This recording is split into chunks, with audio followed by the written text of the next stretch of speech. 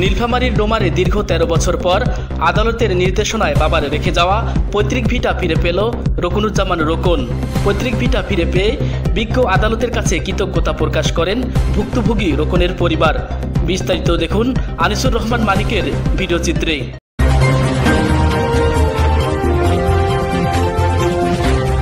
প্রিয় দর্শক, শান্তি নিউজের পক্ষ থেকে আপনাদের সবাইকে শুভেচ্ছা ও অভিনন্দন জানাচ্ছি।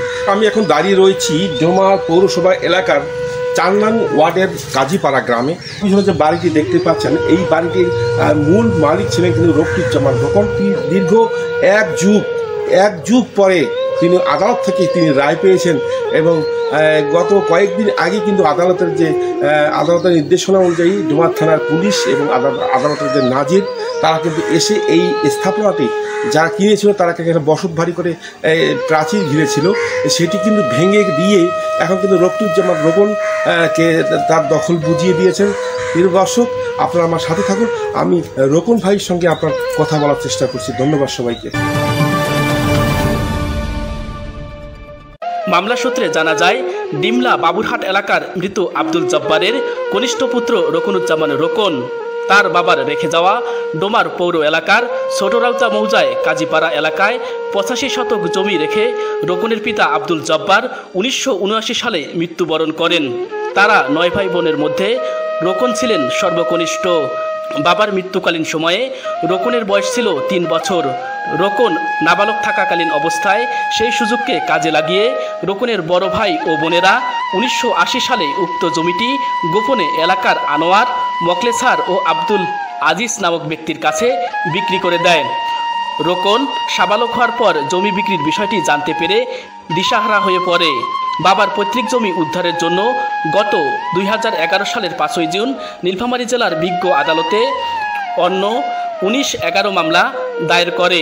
আমার বাবা ১৯৭৯ সালে মৃত্যুবরণ করেন এবং আমার বড় ভাই বোনেরা আমার বাবার এই ওয়ারিশ সূত্রে যে আমি মালিক সেখান থেকে আমাকে বঞ্চিত করেন। সেই বঞ্চিত করার কারণে আমি কোথাও কুল কিনার পাইনি, ঘুরে ঘুরে বেড়াইছিলাম জমির জন্য। কেউ আমাকে কোনো কিছু আশ্রয় দেননি, না দেওয়ার কারণে আমি মহামান্য আদালতে আমি মামলা দায়ের করি। দীর্ঘদিন মামলা চলাকালীন সময়ে ২০১৮ সালের ৬ মার্চ মামলাটি ডিগ্রি লাভ করে জেলা আদালতের বিজ্ঞ বিচারক মোহাম্মদ মাহমুদুল করিম রায় প্রদান করেন।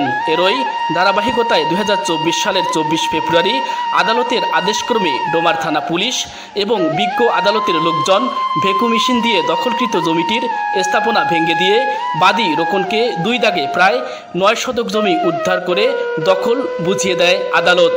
এ বিষয়ে রকুনুজ্জামান রোকন বাংলাদেশ বিচার বিভাগ এবং বিজ্ঞ আদালতের প্রতি কৃতজ্ঞতা জ্ঞাপন করেন। সেই মামলায় দীর্ঘদিন চলার পরেও আজকে যে মামলায় আমি